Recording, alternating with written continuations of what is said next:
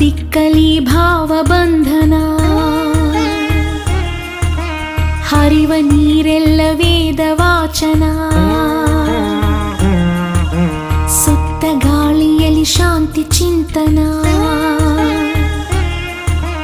ಮಣ್ಣ ಕಣಕಣದಿ ಕರುಣೆ ಕಂಪನ.